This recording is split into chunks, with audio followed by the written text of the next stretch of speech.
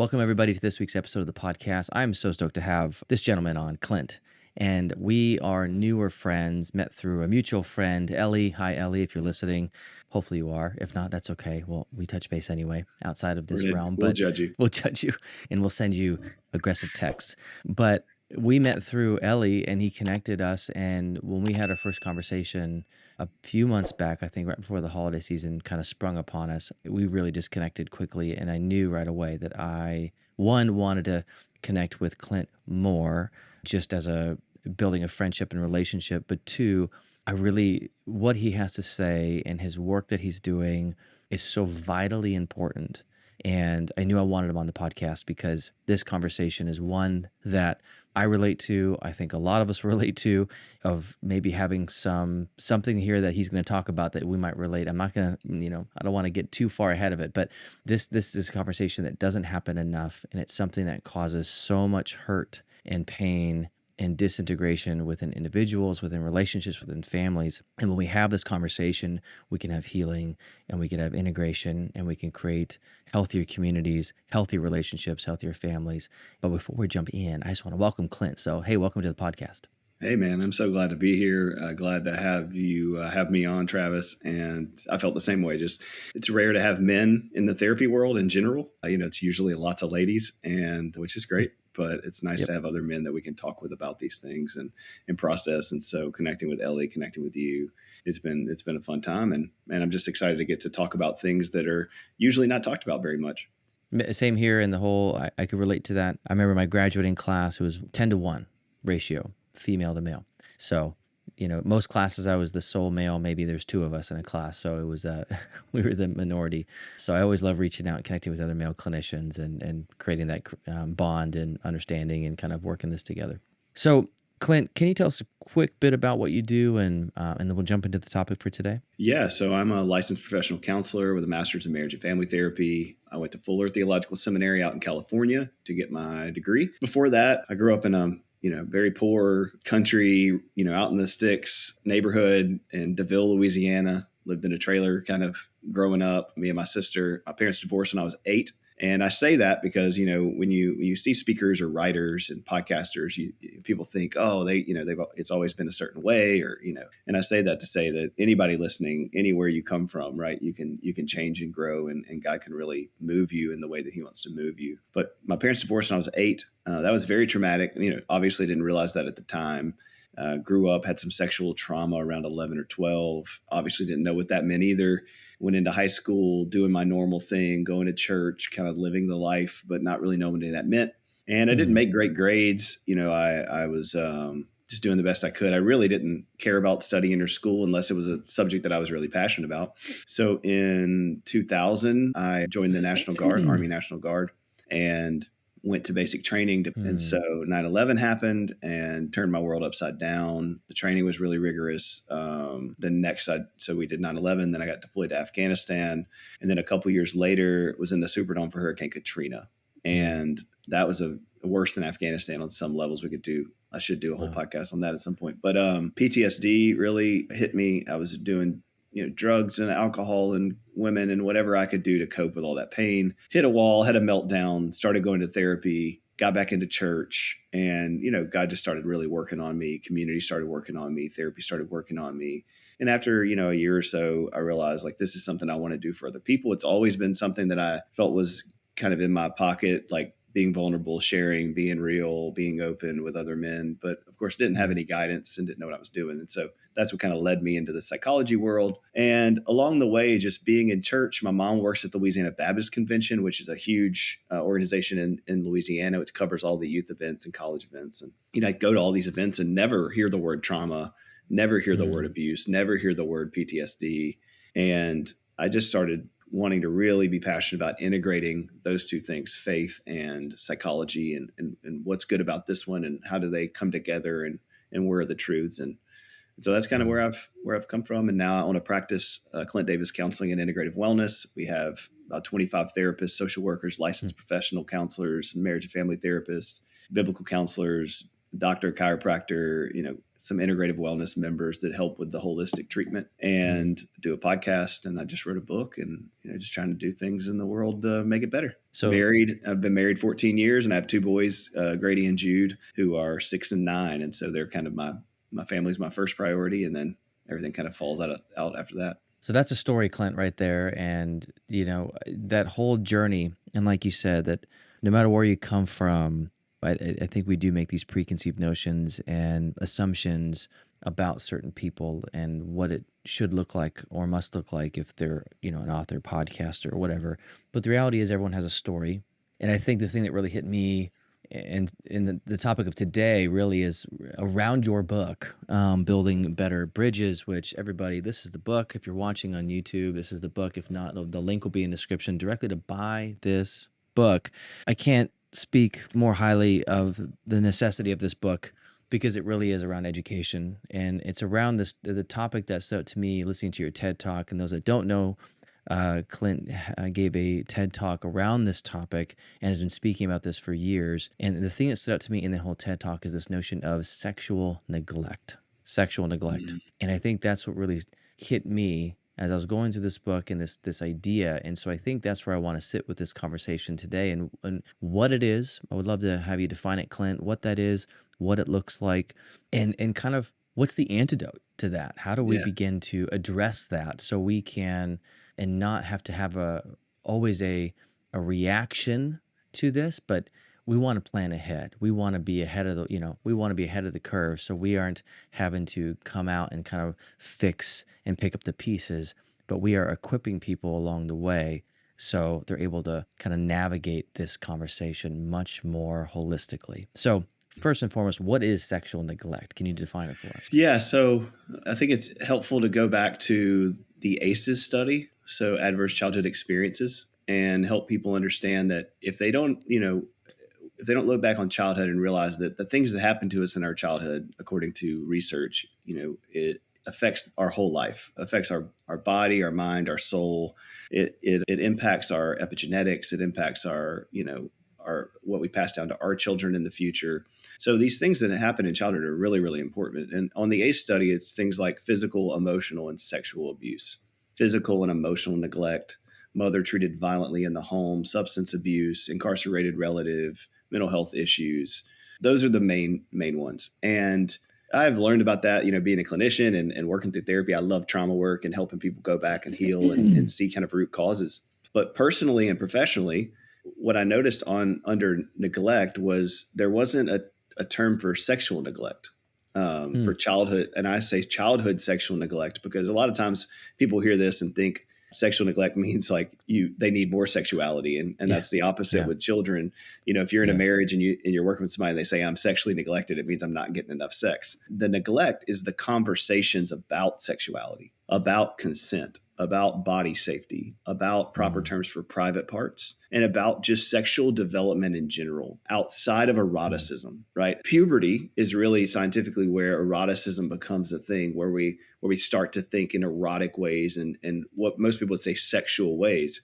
But sexual development is things like an erection or menstruation or masturbation or any of those type of things. How do I play with another child and explore with another child and stay safe?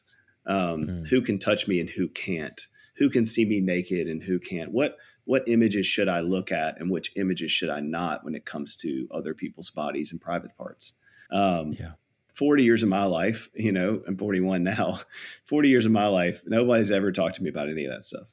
Mm. And as I ask my friends and my peers, whether that in the military or whether that's in church or whether that's as a clinician, a resounding 90+% of them are like, yeah, me too. Like no one's ever talked about that. So as I went around the country and the world in some cases, one of the things I would do when I get to this concept is I'd ask people to raise their hands if their parents talked to them about masturbation. And I started polling people and kind of doing some research. And I've been in front of 7,000 people and never had more than 3 people raise their hand. And the pushback could be, well, they're embarrassed, they don't want to raise their hand. Okay, well, sure, some people might not have raised their hand. As I've continued to have these conversations and do the research, it's rung resoundingly true that very few people have had their parents walk them through those things. And Mm. so the neglect is that. And the analogy I use in the book is and really updated version already since the books come out is a couple things. One is we teach our children how to cross the street, right? Like we tell them Mm, to look at the sidewalk, we tell them to hold our hand, we tell them their car's coming. When it comes to sexuality, what's happened is that we've grown up as a society where we've had our first sexual experiences or erotic experiences or just normal developmental what every single human being is going to go through. And it's like we walked out into the street and got hit by a car we didn't know existed. mm, And so you have your first erection as a little boy at 3 or 4 years old from playing in the bathtub or playing with your friends or, itching it. And as parents, or at least as adults, a lot of us have been grown up to like, ignore that, don't touch that, that's bad, don't mm, do that. Like, and definitely not going to name it what it is or call it a mm, penis or have a conversation about an erection in fear of overly sexualizing our children, right? right. It's rightly so that we should be mindful about that. But what we've done is we've neglected to have age appropriate conversations so that our Mm, kids know what our morals are, what our values are, and what they should or shouldn't do with their bodies. And so in order to protect them, we have neglected them. And mm, we would never do that with like a gun or with a car, for example. Like we teach them these things along the way. We mentor them along the way. We protect them. We give yeah. them the safety mechanisms. We teach them all the things, and then we send them out into the world. But when it comes to sexual development, we've neglected to do that for several generations. And one more point, and then I'll let you ask me a question. But the world's changed. For Mm, hundreds of years, the margin for error was very small, and still lots of trauma happened.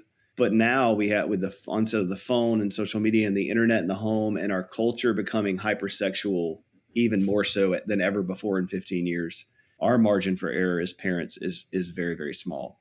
yeah. And if we make errors, even though abuse is terrible and exposure is terrible on any account, if we make errors, the amount of exposure and what they're exposed to is at Right. such a different level than ever before in history.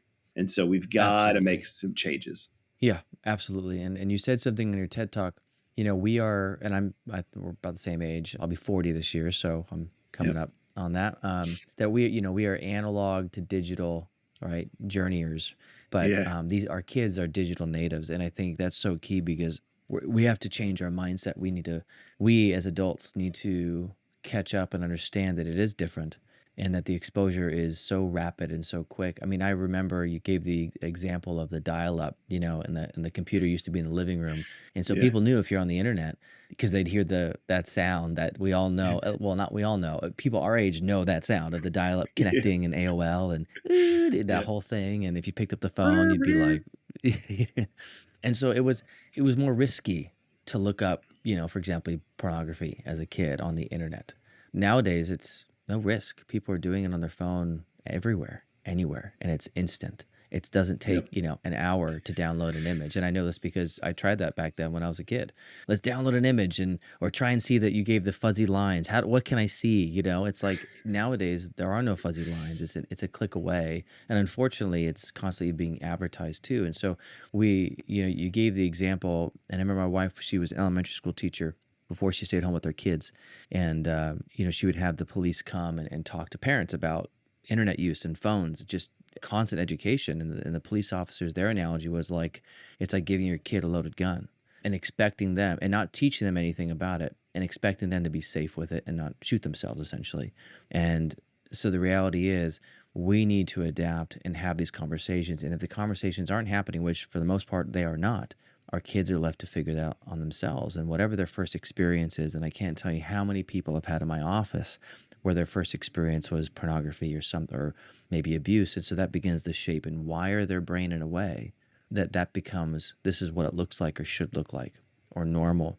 And so as they Hmm. grow up, it becomes to have this disillusion or confusion of what it should look like or how it should go around this topic. And so this book is so needed because we need to have this conversation. And I relate to this topic in my own story that I think that I don't remember really having a sex talk other than, hey, wait till you're married. I think that was the conversation. I do remember a couple times, I think when my dad caught me on the internet and we had a conversation, hey, don't look at this, it's not healthy. So I remember those, but it wasn't I don't remember kind of an ongoing conversation really, Yeah. and education around this. It was kind of like when I got caught or Reactive. or reactive. And so I think we want to shift that like you said, getting away from reactive, right? And we want to be preventative. We want to be ahead of the curve. We want to be educating well, which is what I do with my kids now. We talk about penis, vagina, all those things constantly. This is kind of what we talk about because I want to be having my kids talking about this, knowing this and what's appropriate, what's not, because we're laying the foundation where it's a regular talk. It's not taboo. Because I think for a lot of us, it was taboo, right? Or shame, Hmm. like you said, shameful or negative or wrong. And in some religious circles, it was very shameful to have this conversation. Some hyper conservative circles, where it's like, nope, this is, or you're going to hell. I mean, people would get this Yeah, messaging yeah. too. So there's another layer to that. And that could even be abusive, what we say to ourselves. And so, when we think about that, what have you seen with the clients you've worked with now or adults who've had maybe sexual neglect? What's some of the impact you've seen in their lives? Well, I think one of the major impacts is what you were talking about is the inappropriate wiring of arousal templates. So an arousal Mm, template is like the neurology around like what turns us on, how do we get our needs met, how do we feel safe, what do we use to cope? And mm, we've been wired as human beings to use sexuality to do that in a healthy way. But when our first experiences are with other children, are with other older siblings, or with another adult, or with violent pornography, because that's the other thing is like they're not just looking at, it's not that children are watching people make love and that's causing lots of problems, although that's not good for children to see either. It's that what they're watching, especially in 2024 or the last 10 years, is extremely abusive violence, mm, not real, highly dopamine, fueled yeah, videos. So when they're watching that and they're masturbating to that and they're thinking about that, it skews the way they see humans. It changes women and men into objects that are to be used for pleasure. It changes sexuality into this chase for orgasm and chase for pleasure instead of a chase for connection and intimacy. mm, And I think if we look at our society and we look at the dating world and we look at the way we pursue those things in film and in movies and in music, that's a root cause to we ask all the time, like, why is it getting so wild? Like, why is it so crazy? Why in the last 10 years can you see anything late at night? It's because our appetite as human beings has gotten so depraved, and so mm, we need higher levels of things to turn us on and to make us feel alive. And I yeah, think that starts with children being exposed to porn, children being touched by another child, even in play. That for that child it's abuse, for that other child it's oh, I'm acting out something I saw on television, or worse, abuse from an older teenager or adult. And yeah, those things devastate a person's sense of mm, safety, their identity. I've worked in human trafficking for 10 years, and mm, we have a program called Purchase Not for Sale. We have 10 women or so and their families who have been removed by the FBI or local law enforcement out of trafficking, and they live in a couple houses, and we've served and counseled them, and I started counseling them 10 years ago. So hearing their stories, it's like it's mm, all the same. It's all a lack of communication and education and prevention. And so those are the consequences. I mean, anxiety, depression, mm, PTSD, drugs and alcohol, right? If we look at the consequences of the ACEs scores, it's like, well, this sexual neglect thing yeah. is right along with the rest of it. Yeah. And so, And I think yeah, we think we need to acknowledge that, like you said, you gave in the TED talk, they flashed an image up of like the ACEs score, and you had a little arrow of where they should pop in the little icon or symbol for sexual neglect, because it is something that I think if they redid the ACE score, which was done through Kaiser Permanente, if look it up, everybody, it's a really helpful score to understand trauma and the impact it has, is that I think they should do that again, but add in sexual neglect. I'd be curious to see how the impact that's going to have on the data. it was, I mean, just a little historical. I'll take 2 minutes to kind of say this because I don't think it's in the book, but I've thought about it even more recently. It's like, well, there wasn't anything to really neglect for hundreds of years because people didn't have televisions, they didn't have magazines, Right. they didn't have time for entertainment, and they didn't have wealth to Mm, entertain themselves. So right. even when we've studied these things, pornography addiction is a new thing. I mean, Mm, people have always been addicted to sex or been able to wire their brains a certain way towards that. But like with alcoholism, you have to drink a lot of alcohol to become an alcoholic. So you have to really put your time in. Well, there wasn't a big statistical number of people who had access to pornography ever. Yeah. And so when they Yeah. study it, Until like and they do, 2000 and the boom, right? Yeah, the right, 2000 was right. the boom. Yeah. But even then, like it was, again, like we said, like there was a computer in the living room, and so it's like that's very, very limited. Really, I think the peak happened in 2000, I would say 2009 or 2010, when Yeah. children first got cell phones in their hands, Mhm. where, the parent had had a phone for a couple of years. Maybe they got their iPhone in 2007 or 2008. And then, 2009, 2010, really, they probably upgraded to their second phone and handed their first phone to their kid. And Yeah. since 2010, right? And there's been much smarter people than me, but Jonathan Haidt, one of those guys who wrote Coddling of the American Mind and Why Good People Fight Over Religion and Politics, both great books. But the research is like, okay, so the suicide rate has increased 176%. The self-harm rate has increased 200%. The addiction rate has increased, 49%. The clinical anxiety rate for college freshmen has increased almost 23%. All of that's happened in children since 2010. Well, what Mhm. happened? Hmm. It's like, well, they had access to Yeah. all of the information that you could ever want, all of the levels of sexuality and violence, all of the adult content that no child would have ever been able to listen to or hear. And I'm not even talking about sexual or, violence, which Yeah. is definitely part of it. I'm just talking about as a child being able to have access to adults talking about anything. All of a sudden you can go to YouTube or Instagram or Snapchat and just listen to hours of adults talk about adult things. Mhm. And I think children aren't wired to handle that. And I would say to some degree, adults aren't either. No, 100%. Yeah. Adults aren't either wired to have this amount of information constant, because I work, as you do too, I work with plenty of adults that the device is has so much negativity attached to it, and they're Yeah, stuck with it in a way, they're addicted to it. So we can't manage it. no, and if we can't manage it, kids cannot. And I think I see a lot of that too, the untethered, the lack of boundaries, the lack of, hey, we need to have rules and limits around this. How often I hear that more than I hear that there's rules and limits around the device. Yeah, I think the stats, 87% of parents have no rules for their devices in their home. And so going back to that gun analogy, like we would just never do Yeah. that with a pistol. Nope. I want to talk about why that is just for a second, and I obviously dive deep into this in the book, and then we'll talk about what to do. Yeah, But please do. I think if we realize that what I'm saying and what the research shows is true, then we have to all as adults realize there's really two things we're talking about: prevention for children 12 and under, and recovery for everybody else. So because if all this is true and the research is true, most people are going to need to recover their own view of sexuality, their own shame, their own anxiety and depression around what they've done, what they've experienced, and why that is.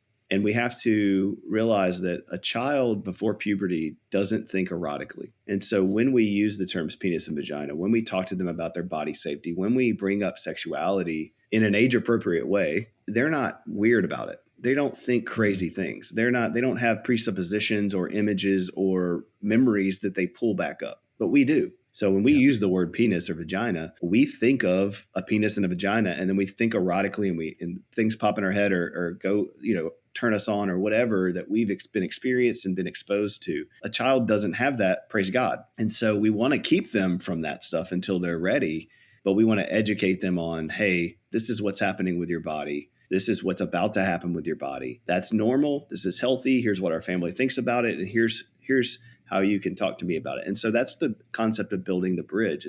You're building a bridge between you and them that can hold heavy things. Yeah. And these conversations are the heavy things, right? These conversations are the bridges that hold the heavy topics. And for us, we have bridges made out of straw. So by the time we were 15 or 16, and our parents want to talk to us about porn because they catch us, or masturbation or sex or alcohol or any other thing, right? We're talking about this, but insert any topic. We're like, Yeah. why are you talking about this? You've never talked to me about anything serious or anything emotional or anything difficult. And now you're basically just getting on to me or guiding me or directing me. And I've already done all this. Like I've had 4 years of masturbation. You're trying to talk to me about it now. Like I already have Yeah. these experiences and these arousal templates and these neuropathways. I can't just quit. And so what I'm proposing is the prevention wing is talking to our kids along the way in an age appropriate way and building that up in all of our kids from 2 and up, from 0 and up. Yeah. Just that's not saying talk to your 3-year-old about masturbation. That's saying when your child has an erection, call it an erection and move on. Then when they're 6 or 7, talk to them more about it. Then when they're 9 or 10, talk to them about sex. Then when they're 11 or 12, talk to them about puberty and masturbation and how all that works, so that by the time they're 14 or 15, you're the source of all their information. You're the Yeah. person they can trust, where they feel safe and there's no shame. And then when they mess up or they screw up or something happens, they're more likely to come to you and say, hey, help me. All these things you've talked about are true, and they have affected me this way. And I want to process those things. That's the Yeah. concept It, of the yeah. prevention. And why is that important? Why should parents do this? Because when they don't, our first experiences with these things is with shame, fear, and surprise. And Mm. we're going to, let's use a nocturnal emission, right? So girls and boys, but mostly boys, have their first like erection or arousal in their sleep, and they have an orgasm in their sleep somewhere around 12 to 13 or 11 to 14, or maybe they've been aroused all day or they've masturbated before, and at night all of a sudden they get an erection and they have an orgasm, and they wake up in the middle of the night going, what is happening to my body, right? Like, am I dying? Hmm. If your parents have never talked to you about that or prepared you for that, you have no clue it's about to happen. And Mm. so you feel shame and you feel scared, but it feels good. And so you either try to replicate it, or you go Google it, or you go talk to a friend about it, or you keep it a secret for the rest of your life. What we want is the opposite of all those things. We want a child to go, we want to say, hey, in a couple of months, you're looking like you're growing some hair underneath your arm. You're starting to hit puberty. We've talked about this. We've talked about erections. We've talked about like your body changing, and that God made you to have babies. Okay, well, part of that is this, right? Part of that is this science of how we procreate and how we make this. And so this may happen to you in the middle of the night, and that's totally normal. There's no shame Hmm. there. Let me know about it. We'll clean it up. We'll talk about it. We don't want you to feel shame. And if you have any questions as you go, we'll process that. We also don't want it to be weird, so we don't want to have 45 minutes conversations about it. So, but there's this kind of just general sense of grace and conversation where you go, okay, I'm your person, and I'm representing that by being confident in this information and preparing you for it for when it happens. Yeah. That's not erotic, right? That's not hypersexualizing our children. That's not No. like giving a moral stance to any of that. It's just preparing them for what is literally going to happen. And so when we don't, I think we abdicate our role, and what we communicate to our children without communicating is, I'm not to be trusted in this area. Right. And this is a conversation that we don't have because we've already not had it. Yeah. And that, I mean, obviously makes a host of problems that then I think, if you're not going to talk to me about literally what's going on with my body and my soul, why should I listen to you about all kinds of other things? Yeah. Bingo. Yeah. And that causes, if we don't, right, that's the neglect pieces, that they're left to their own devices. And that's when shame creeps in, like you said, or doubt, or they look somewhere else. And where we tend to look, especially kids, it tends to be from another peer who may not be educated well either, or have good Yeah, understanding, or the internet, definitely or not. whatever. And you could find a whole slew of things, just like the gun analogy. We need to teach proper use, because the impact it will have if we don't. And I think of, if we have this neglect growing up, it creates a level of disintegration, meaning emotionally create, suppressing of certain emotions or shame. It can cause a disintegration between mind and body, where maybe like, some kids might think their body's bad or wrong, right? So that it creates like this self-criticism. And so that creates like this like distancing and disconnect from their mind and body. And obviously if they turn to more porn use or something else, or drugs or alcohol, that can create more pain and suffering, and that can lead them down to more traumatic experiences. Or if they've already had trauma from actual abuse, like they've been sexually abused or physically abused, and there's no safe person. So it creates all this rat's nest of pain. And so being as parents, the importance of us is helping really our kids integrating the understanding of mind and body, having a healthy discussion, understanding the emotions that might come with it, and being a sounding board for our kids and saying, hey, this is normal to feel, but it is okay. Like, you don't need to be scared, or it's normal, and normalizing it in a healthy, effective way. It creates healthy development in this area for the kid, and actually in other areas too: emotional health, Mm-hmm. relational health, social health, like bodily health.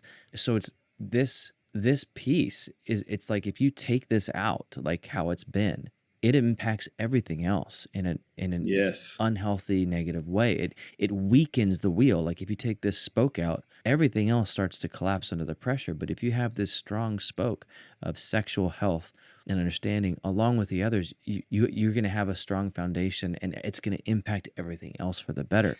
And so, Yeah. with that said, what do we do? How do we begin to bring integration into this topic, especially if we're in recovery or if we want to do prevention? What does that look like for you, and what are you teaching? Yeah. So one, just helping people understand, like, normal developmental for stages for their kid. I would say people spend hours looking up a new gun or a new car, a new laptop or a new purse or a new whatever, and our parents would have said, "There's not a book for parenting." Well, we have them. There's a lot of really good books out there on how the brain works, how the body works, what a child can learn, when they can learn it, and yet we as parents like kind of just phone it in and act like we're going to just figure it out along the way, because that's what, again, this generational trauma of what happened to us. So I think get educated, listen to podcasts, listen to books, listen to things like you put out on being dads and being moms and how to function so that we can understand. So I lay that out in the book, 0 to 5, 5 to 12, 12 to 16, 16 to 22, like just kind of where are they at emotionally? What can they learn? What can't they learn? And then when and how and where and what should we talk to them about during those stages? And Mm, obviously there's not a black and white hard way of doing it, because every kid goes through puberty a little earlier, has some things, but it's a guidebook to that. It's like, if you want to know when your kid's 6, go look, and it's going to tell you, hey, somewhere within this range, this is going to be happening. They can learn it this way. And here's the conversations you should be having. And here's some examples of how to have that conversation. Like, here's some starting conversation points. Here's some, what if they say this? What if they say that? If they push back about this? So you have a general idea of, man, I mean, I literally have someone helping me walk through this. So that's that. That leads into, if you have, that's the prevention piece, right? And it tells you exactly what to do with all those. The recovery piece is for parents listening to this or adults listening to this who are like, oh, this is so validating, but I haven't done any of this. This is the recovery piece. So we have to start by doing our own work, healing from our mm, own neglect, and acknowledging that it happened, and then mm, recognizing how that impacted us, and then starting to do some behavioral changes in our lives and some heart changes to where we have a healthy view of ourselves and others. As we do that, mm, then we need to talk to our teenagers or even our college levels, children, and say, hey, I'm sorry. This thing mm, happened to me, and I didn't know that I was supposed to talk about it. I've been ashamed of it, and no one helped me, but that's not an excuse for mm, me not to help you. And so we're going to start to have some conversations and kind of walk this stuff back. Hey, I've given you a phone. And so the book goes into that. Once we get past kind of the body of this, it's like, okay, well, that's the problem with social media and the phone right now. It's that all of these people have experienced sexual abuse and sexual trauma and neglect. And all of those people now have phones in their hands and iPads in their hands at 6 or at 15, and they have yeah, no clue how to navigate it. And they have all this preset trauma that is affecting how they can cope and how their impulse control and what they're aroused by. And so we've got to really retcon all of that and go, hey, let's walk this back, and let me yeah. teach you that. And so I think that's a huge thing that we need to do is teach children how to use technology and social media appropriately along the way, just like we need to teach them about their body, instead of basically what we're doing now is, here's an iPad, good luck, Mm. And that takes time, right? And it's going to take and support. and support, and it's going to take the adult to begin that. And I would say, if that's where you are, there's no shame in it. In fact, that's one of the best things you can do. And depending, who's listening to this, you may have a history with sexual abuse, and at the very least minimum sexual neglect, but you might have something more serious, and that takes time to heal too. And there are plenty of modalities that can help bring healing to that, and Mm-hmm. recovery and reintegration, and kind of letting go of the pain and the trauma of that all. And at least from my perspective, and probably Clint's too, there's no shame in it. In fact, that's part of our job, is we want to help people heal from that and not be stuck anymore in that kind of their hypervigilance or fear or shame or doubt, or Yeah. or things they turn to cope, whether quote unquote an addiction, like alcohol, drugs, or maybe porn still to this day, or overworking, or whatever is going on. And part of your healing, no matter what age you are, is going to actually, that's going to trickle down to your kids, no matter what age they are. Yep. Because you're the model. They're going to see you, even if they're in college or older. It would still have an impact, because they're looking, wait, dad now at 60 is doing this, huh? And obviously the younger the kid, of course, it's going to, I think, speed it up, because there's less to deal with versus a kid who's Mm-hmm. 25, but it doesn't matter. Healing is healing, and there's never too late to do this. Because here's the thing, no matter what age you are, if you begin to heal, you got to think you got to think the long game, the generational changes that are coming. Yeah. It's not just the now, but it's, what are your grandkids, great grandkids, great great great grandkids? How is this going to trickle down to them? and having these conversations and normalizing this, as this is just as important as talking about our physical health, our social health, hopefully now, and more our mental health, our sexual health, right?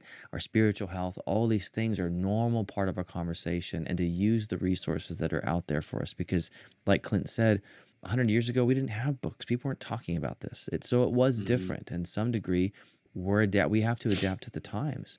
Because if we don't, that to some degree is on us as the adult now. Yeah, I think I'll say two things about that. One, I think what we can do as therapists, and for people listening to this, you are a victim, Yeah. right? Like you were a child who was Right. victimized by either neglect or abuse or exposure, and that's real. Hmm. And sitting in that victim seat and processing, what does that mean about you? What identity do you have in that? What responsibility do you have in that? And finding the freedom to break free from that is so Hmm. important. Yeah. And after we do that, we have to move out of the victim seat into Mm. empowerment. We have to realize that our parents were victims and their parents were victims, Right. and that two truths can happen at the same time. One is your parent Hmm. might have done the best they could with what they had, and the second is that impacted you significantly and is not fair and is not right, and you didn't deserve it. And learning to hold those two truths actually brings freedom, because when you Mm. realize like we are our parents, everybody is capable of horrible things depending on where they're at and what circumstances and resources they have, then man, we can start to really heal and then bring healing to Mm. other people. And so I think that's super vital. And I would say the other thing is, like you said, recognizing that our kids long for us to connect with them and to repair the Yep. ruptures. And even as adults now, like if our parents, let's say they took a couple of years and went to therapy, they got some insight, they got some healing, and then they come to us and say, "Hey, I've been in Mm. therapy. I realized some of these things about my childhood. I realize I passed that down to you. I'm so sorry." Mm. The mass majority of us would throw the door open and say, "Let's reconcile this. Let's have a different relationship. Praise God. Hallelujah. Like let's do this." Yep. That's not saying that if your parent did nothing and they just came to you and were like, "Hey, I'm sorry, let's get over it," that you're supposed to just wipe your hands of it and say, "Okay, well now my parent's sorry, so let's just Right. make amends." But the same for us. If you're a parent and you're listening to this and you have a kid, man, they want you just to be authentic, apologize, do the Hmm. work. And that's a simple thing when you've done the work. But if you try to Mm. do it before you've done any work, just because now you're aware, because you listen to this podcast, Yeah. they're not Yeah. going to receive it unless you can show, like, hey, No. I didn't make this about me. I made this about you, and I've put this Yeah. work in. So I think those are 2 points I'd like to kind of nail down. Yeah, and I think needed points, and I would agree and second that the second point of how many clients I've seen in my office longing for their parents to just do that, and that would like, hey, if they, I would so listen to that, because I think as we get older, we begin to realize that the dialectics of the two opposing truths at the same time, Yeah. but we could still hold a boundary because hey, my dad or mom is still doing this very thing, but there's this longing for it, but I want Yeah. the healthy relationship. I would so love that. And so I know, even from my experience, because me and my dad didn't talk for a number of years, and now we have, it's not, I know this is not the story for everybody, now we have probably one of the best relationships because of the work that he began to do on himself, and he is such a healthier version of self, and I don't blame him for his past, but there's things he did in the past that I was like not okay with, but he's Hmm. healed, and because of that, and I saw it, you know, we reconciled, but that took years. It wasn't like, okay, we're done, Yeah. wash over. It was years of reconciling, about 3 years of like having conversations regularly and spreading it out. And then, now it's probably the best relationship we've ever had. And it's really amazing to see. So I know it's possible. And that's the power parent. If you're here and you're like, gosh, I can't, I've done so much harm, just start. I can't tell you what will happen with your relationship with your kid. I can't predict that. But what I can say is that you doing the work and healing will have an impact. Absolutely. It Yep. 100% will have an impact. And to what degree, I don't know. But my hope is that you decide to do that. So as we wrap up, gosh, I mean, there's so much I want to talk about in this book, but I think it's a good intro. So where can we find you if people are in your area, if they want to do integrative, healing in your area, or where can we buy your book, et cetera, et cetera? Where are you? Yeah. So if you want to find me, you can find me on Facebook or Instagram at Clint Davis Counseling. We post stuff every day in reels and videos, and try to put out education and equip people. So that would be very helpful. Amazon, you can get my book, Building Better Bridges, a guidebook to having difficult conversations that can save our children. Yeah, you can pick it up there. Some Barnes and Nobles do carry it. It's better for me if you pick it up on Amazon and quicker for you to get it. And then I have a podcast, Asking Why, which I'm going to have you. I think you're scheduled or getting scheduled to come on, which I'd love, Travis. But we cover the same topics of integrative wellness and talking through these things. And I go through some of the book on there. I'm working on the audiobook for my audiobook people, but I'm doing it Nice. myself. And so it's been through the holidays. So I keep getting a scratchy voice or my kids get sick and it just keeps pushing it. So, but Yeah. those are the places you can find me. I speak all over the place. So all over the country. So if you have a church or a school or who would like me to come in and teach kind of the building better bridges Mm, philosophy, we have a book a speaker page at clintdaviscounseling.com. If you want perfect. therapy, we do online counseling. We have 25 therapists who kind of understand these things and do EMDR and trauma and equine therapy and somatic work and all of that. So they can look us up at clintdaviscounseling.com for that as well. Dude, awesome. And by the way, those listening or watching, all these links will be direct in the description, clickable to take you exactly where you need to go for the book, for Clint's resources, for his website. If you want to book him for, also to speak, that's going to be linked directly to. I think we need more of this. We need more conversations. We need more awareness and then to do it, right? We need to move into empowerment, which, like you said, is moving from gaining the awareness and understanding to now let's do something. Let's make an impact. And so thank you, Clint, for today. And dude, blessing to all the work you are doing in our world because it's so needed. So have a great rest of your day, man. And we'll talk soon. Okay. Thanks, man. Appreciate you.